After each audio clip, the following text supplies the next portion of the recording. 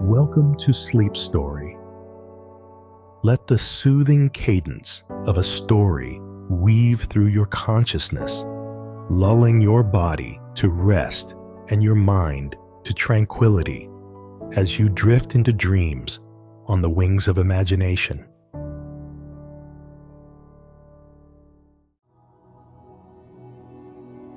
It is said that Sun Jian was surrounded by Liu Biao.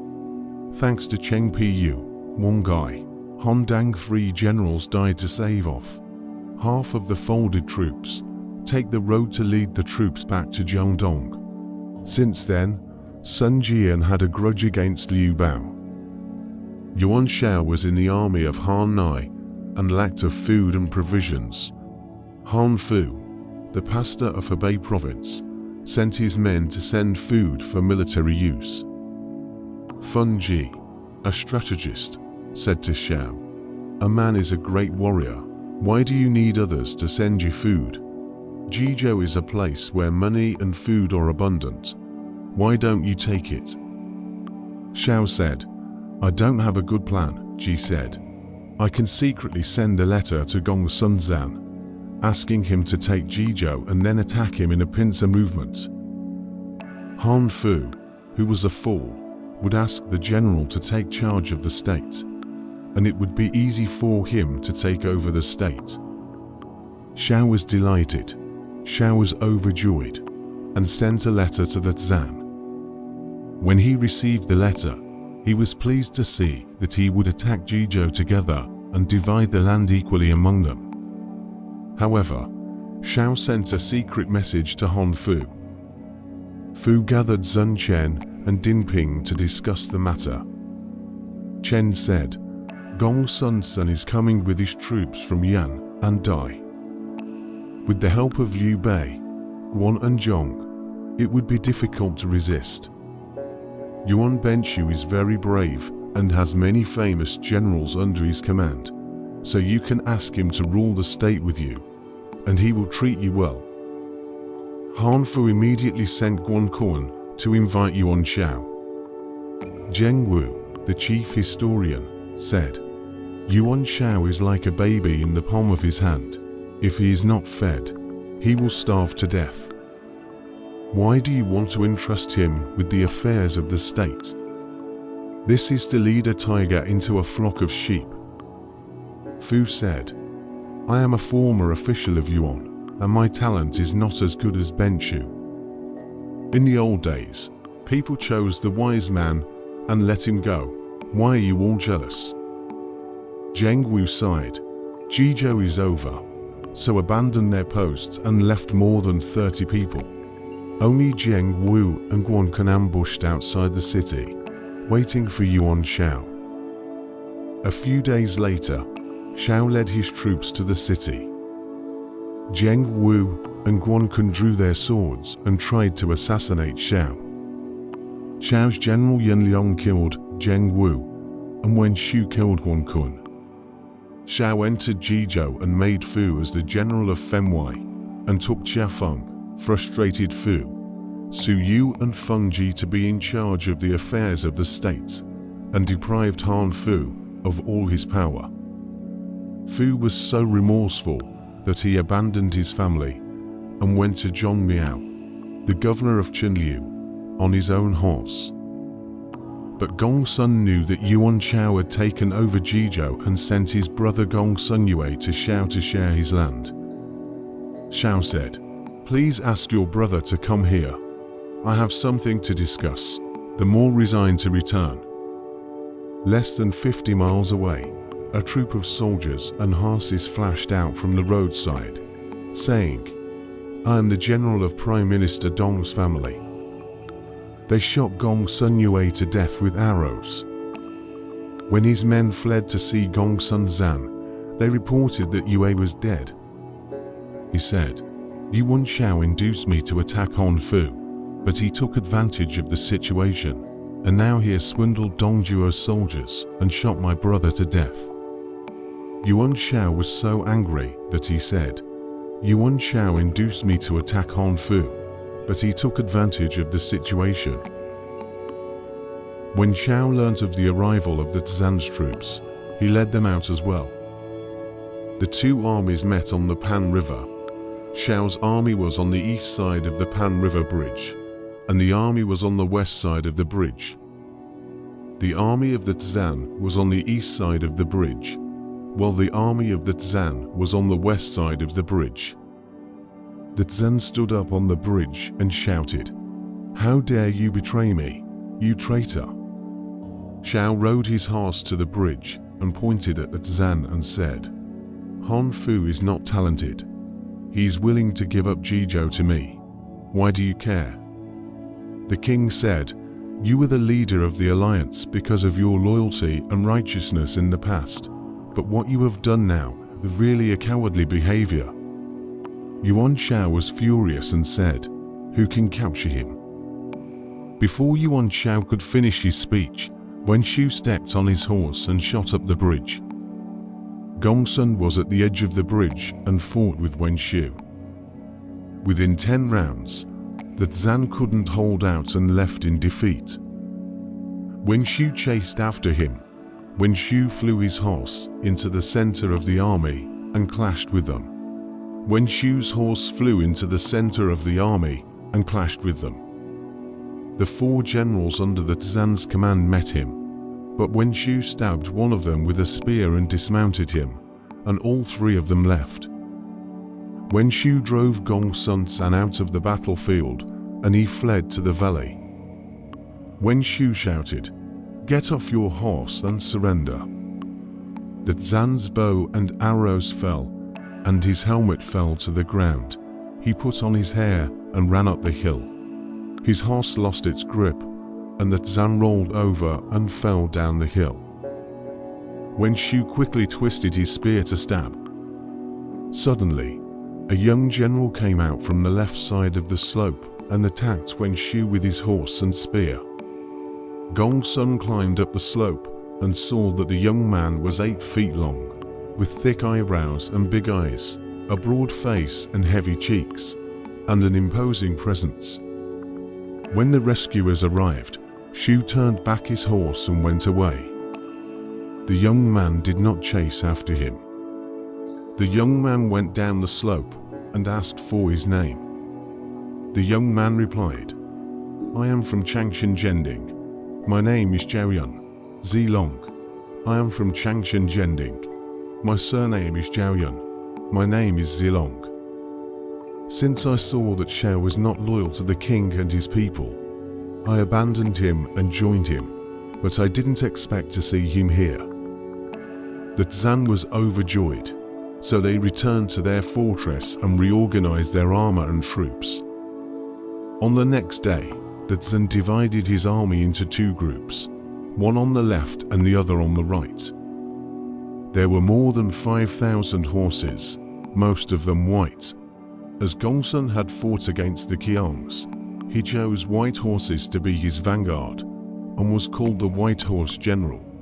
The Qiangs would run away at the sight of white horses, so there were a lot of white horses. Yuan Shao ordered Yun Liang and Wen Shu to be the vanguards, each with 1,000 crossbowmen, and to divide them into 2 groups, those on the left to shoot at Gongsun's right army, and those on the right to shoot at Gongsun's left army.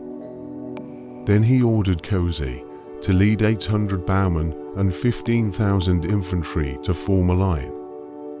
Yuan Shao led tens of thousands of horsemen and foot soldiers to the rear. When Gongsun first got Zhaoyun, he didn't know what to do with him, so he ordered him to lead another army behind him. He sent his general Yang Gang to be the vanguard. He set up a flag with a big red circle and golden lines in front of his horse.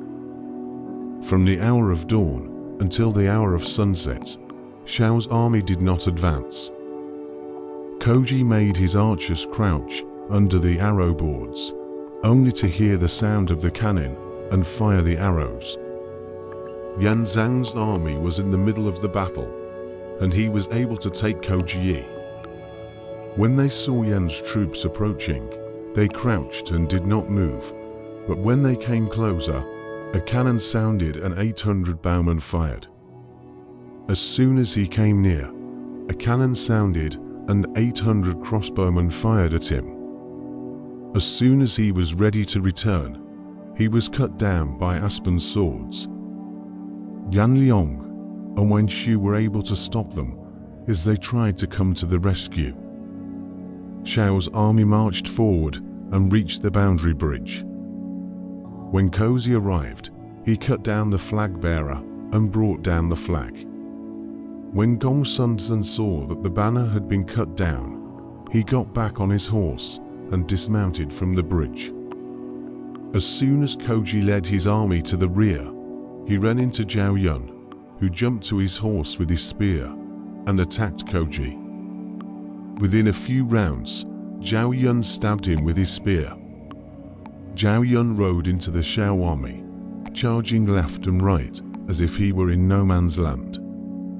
Gongsun led his troops back to Shao, and Shao's army was defeated. Yuan Shao first sent his scouts to see if Cozy had cut down the general and pulled down the flag, chasing after the defeated soldiers. Therefore, without making any preparations, he and Chafeng led hundreds of halberd-wielding soldiers and dozens of archers under their tents, rode out on their horses, and laughed, saying, "Gongsun is an incompetent man." As they were talking, they suddenly saw Zhao Yun rushing in front of them. When the archers were about to shoot, Yun stabbed several of them, and they all left.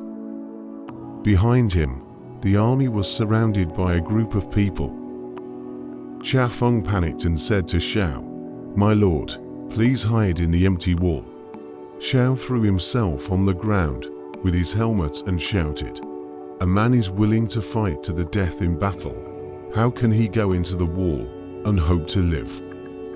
As Zhao Yun was fighting to the death, Shao's troops arrived in force, and Yan Liang also led his troops to kill them.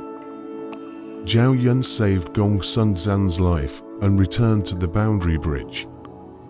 Shao's troops were in full force, and when they crossed the bridge again, many of them fell into the water and were killed. Yuan Shao was the first to arrive, but within 5 miles, he heard shouts from behind the mountain, and a troop of men flashed out, led by 3 generals, Liu Wanda, Guan Yunchang, and Zhong Yide. They were Liu Wanda, Guan Yunchang, and Zhong Yide, who had learnt of Gongsun's rivalry with Yuan Shao in the plains, and had come to help in the battle. The first 3 of them were Liu Wanda, Guan Yunchang, and Zhong Yide, who had learnt of the fight between Gongsun and Yuan Shao in the plains. Shao was so shocked that he dropped his sword from his horse and fled, while the people saved him from the bridge. Gongsun also gathered his troops and returned to his fortress.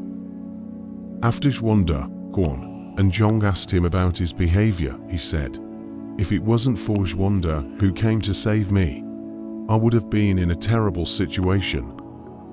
He met with Zhao Yun. Wanda was very much in love with him, so he was reluctant to part with him.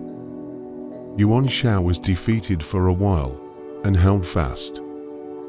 The 2 armies refused each other for more than a month. Someone came to Chang'an to report to Dong Zhuo.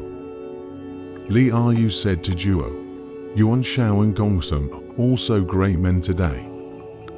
Now they are fighting in Panyi. It is better to send someone to reconcile them with the imperial edict of the Son of Heaven. The 2 men will be obedient to the imperial teacher," Zhuo said. "Good. The next day we'll make to Fu Morizi, to servant Zhao Chair, a present edict to go." When they arrived at Hebei, Shao greeted them at a distance of 100 miles and bowed again to receive the imperial edict. On the next day, they went to the camp of and sent an envoy to Shao to make peace with him. They returned to the capital to resume their duties. The next day, they sent an envoy to Shao to make peace with them. When Liu Wanda and Zhao Yun parted, they clasped hands and wept, not wanting to leave each other. Yuan sighed and said, "In former times, I mistakenly thought that Gongsun was a hero, but now I see that he is just like Yuan Shao and others." Zhuan said, "I will see you again soon," he said. "I will see you again soon," he said. "I will see you again soon." Yuan Shu in Nanyang heard Yuan Shao newly won the Jizhou, sent an envoy to ask for 1,000 horses. Shao refused to do so, and the art was furious. Since then, the brothers did not get along. He also sent an envoy to Jingju, asked Liu Biao to borrow 200,000 grain, table also not with. Art hated it, secretly sent a letter to Sun Jian, so that Liu table. The book said, "The former Liu table cut off the road is my brother Benchu's plan." Now Benchu and table private discussion want to attack Zhongdong. Gong can quickly raise troops to cut Liu table. I take for the public Benchu. To revenge can be avenged. Gong take Jingju. I take Jizhou. Do not make a mistake. Jian got the book said, "Ill-intention Liu table. In the past to break my way back. Now not multiplied by the times hate. More wait for what year." Gathered under the tent Cheng Pu, Wang Gai, Hondang and other discussions. Cheng Pu said, "Yuan Shu is a deceitful man, so I can't trust him." Jian said, "I want to take revenge. Do not expect Yuan Shu's help." Then he sent Wang Gai to the riverside to arrange the warships, more loaded with military equipment, grain and grass, large ships loaded with war horses, and the division on the day. The river in the details of the probe, to report to the Liu table. The table was shocked, gathered civil and military generals to discuss.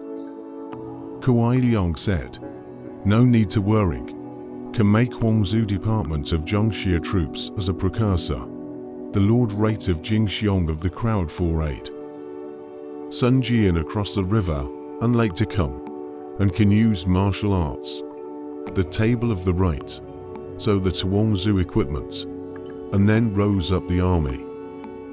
It is said that Sun Jian has 4 sons, all born of Lady Wu. The first son's name is Ce, the word Bo Fu. The second son's name is Quan, the word Zhongmu. The third son's name is Yi, the word Shubi. The fourth son's name is Kuang, the word Jizuo. Lady Wu's sister, that is, Sun Jian's second wife, also had a son and a daughter. Son's name is Lang, the word early peace, female name is Ren. Jian also had a son named Shao, a character Gongli, a son of Yu. Jian had a younger brother, named Jing, word Youtai. Kin on the way, Jing led the sons to worship in front of the horse and advised, "Now Dongjuo dictatorship. The Son of Heaven is weak, the sea is in chaos, each dominated by one side. Zhong Dongfang a little bit of peace to a small hate and start a heavy army is not appropriate." "May brother detailed," Jian said. "Brother do not talk too much. I will go across the world. There is hatred will not go unrewarded." Sun Ce, the eldest son, said, "If my father wants to go, I would like to accompany him." Jian agreed, so he and Ce boarded the boat and ran to Fancheng. Huangzhou ambushed crossbowmen at the riverside, saw the boat near the shore, the arrows were fired. Jian told the troops not to move lightly, only ambush in the boat and from the law. For 3 days in a row, the boat dozens of times along the shore. Huangzhou's army only cared about firing arrows, and the arrows were already exhausted. But Jian pulled out the arrows from the boat, which were about 100,000 arrows. On that day, when the wind was blowing, Jian ordered the soldiers to release arrows together. They could not hold back and had to retreat. Jian's army disembarked. Cheng Pu and Huang Gai divided their troops into 2, and took Guangzhou's camp directly. Behind them, Han Dang drove his troops in. Attacked from three sides, Guangzhou was defeated, abandoned Fancheng, and walked into Dengcheng. Jian ordered Huanggai to guard the ships and personally led his troops to pursue the attack. Guangzhou led his army out to meet him and set up a formation in the field. Jian formed a formation and set out his horse under the flag of the gate. Sun Ce was also fully clothed and stood on his father's side with his spear. Guangzhou led two generals out. One was Zhong Hu from Zhongxia, and the other was Chen Sheng from Xiangyang. Guangzhou raised his whip and cursed, "Zhongdong rats and thieves! How dare you invade the realm of the Han family?" He then ordered Zhong Hu to take hold of the battle. Han Dang came out to meet him. The two riders met and fought for more than 20 rounds. Chen Lord saw Zhong, whose strength is timid, flying horse to help. Sun Ce saw, hold down the hands of the gun, pull the bow and arrow, shot Chen Sheng's face, should be strung to fall on the horse. When Zhong Hu saw Chen Sheng fall to the ground, he was shocked and caught off guard, and was cut off half of his head by Han Dang's sword. Cheng Pu came to the front of the battlefield to catch Guangzhou. Guangzhou abandoned his helmet and horse, and fled within the infantry. Sun Jian covered up the defeated army, and killed them until they reached the Han River, where he ordered Huanggai to moor his ships. Guangzhou gathered the defeated troops and came to see Liu Biao, saying that Jian was too strong to be defeated. The table panicked and asked Kuai Liang to discuss. Liang said, "Now the new defeat, the soldiers do not have the heart of the war, can only deep ditch high barriers to avoid its front, but potential people to ask for help in Yuan Shao. This siege can be solved." Sai Mao said, "Ziru's words are a poor plan. The soldiers are approaching the city and will reach the edge of the trench. How can we wait for death with folded hands? Although I am not talented, I would like to ask the army to go out of the city to decide a battle." Liu Biao agreed. Sai Mao led an army of more than 10,000 men out of Xiangyang and set up a formation at Danang Mountain. Sun Jian marched his victorious troops into the city. Sai Mao stepped out of his horse. Jian said, "This man is the brother of Liu Biao's wife, who will capture him with me." Cheng Pu stepped out with his iron spear and fought with Sai Mao. Within a few rounds, Sai Mao was defeated. Jian drove his army and killed all the corpses. Sai Mao fled to Xiangyang. Kuai Liang said that Sai Mao did not listen to the good advice, which led to his defeat, and he should be beheaded according to the military law. However, Liu Biao refused to increase the punishment because he had just married his sister. Jian divided his troops into 4 sides and surrounded Xiangyang to attack. Suddenly one day, a fierce wind arose and broke the flagpole of the middle army. Han Dang said, "This is not an auspicious omen, so we can leave the army for a while." Jian said, "I have won many battles, and it is only a matter of time before I can take Xiangyang. How can I stop the army because of the wind breaking the flagpole?" Shuai did not listen to Han Dang's words, attacking the city more and more urgent. Kuai Liang said to Liu Biao, "A night observation of the sky. See, a general star wants to fall. In order to divide the field degree, when should be in Sun Jian. Lord can quickly write a letter to Yuan Shao, asking for help." Liu Biao wrote a letter asking who dared to break out of the siege. The healthy General Lu Gong should be willing to go. Kuai Liang said, "You dare to go? You can listen to my plan. With your army of 500 horses, more than with the ability to shoot people out of the formation, that is, run to Danangshan. He will lead the army to catch up. You divided into 100 people on the mountain, looking for stones to prepare. 100 people with bows and crossbows in the forest. When the pursuing troops arrive, we should not go straight. We can make a roundabout way and lead them to the ambush place, and then shoot at them. If they can win, they will fire a series of cannons, and the city will come out to meet them. If there is no pursuer, do not fire the cannon, and hasten to go. The moon is not very bright tonight, so we can leave the city at dusk. Duklu got the plan, and tied up his army. At dusk, he opened the east gate and led his troops out of the city. Sun Jian was in his tent, but suddenly he heard shouting, so he hurriedly mounted his horse and led more than 30 riders out of the camp to see. The sergeant reported, "There is a group of people killing and heading towards Danang Mountain." Jian didn't tell the generals, but just led more than 30 horses to rush to the camp. Luo Guanzhong had already laid an ambush in the forest. Ken's horse was fast, so he rode alone, and the front army was not far away. Jian shouted, "Don't go." Duklu turned his horse back to fight with Sun Jian. After only one round, Luo Guanzhong took off and fled into the mountain road. Jian then rushed into the mountain, but he lost Luo Guanzhong. Jian was about to go up the mountain, when suddenly a gong sounded. Stones rained down on the mountain, and arrows were fired in the forest. Jian was hit by stones and arrows, and his brain and horses died in Danang Mountain. His life expectancy was 37 years old. Luo Guanzhong intercepted the 30 riders and killed them all, then set off a series of cannons.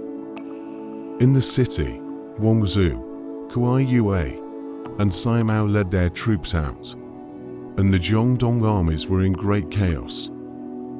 Wang Gai heard the shouts of the sky, led the water army to kill, and met Wang Zhu. Wang Zhu was captured alive before the battle was over. Cheng Piyu, who was protecting Sun Ce, was in a hurry to find his way out when he met Luo Guanzhong. Cheng Piyu went forward with his horse, and in less than a few rounds of battle, he stabbed Luo Guanzhong under his horse. The two armies fought and killed until dawn, and each of them collected their vehicles. Liu Biao's army entered the city. Sun Ce returned to the Han River, and learnt that his father had been killed by arrows, and his body had been carried into the city by Liu Biao's soldiers, so he cried loudly. All the troops were sobbing. Ce said, "Father's body in the other. How can I return home?" Wang Gai said, "Now live capture Wang Zhu here. Get a person into the city to make peace. Will Wang Zhu to change the Lord's body." Before he finished his speech, the military official Huan Ji came out and said, "I have an old relationship with Liu Biao. I would like to enter the city as an envoy." Ce allowed it. One step into the city to see the Liu table, said his story. The table said, "When die corpse, I've used the coffin storage here. Can be quickly released back to Wang Zhu, the two families to stop their troops, and then stop invading." Huan ordered to thank you want to go. Under the steps of Kuai Liang out said, "Not. Cannot. I have a word. Now the Zhongdong army piece of armor will not return. Please first chop one step, and then use the plan." Precisely. Chasing the enemy Sun Jian party perished. Seek peace, one order, and suffer. I don't know what happened to Wanji's life. Let's listen to the next part of the story.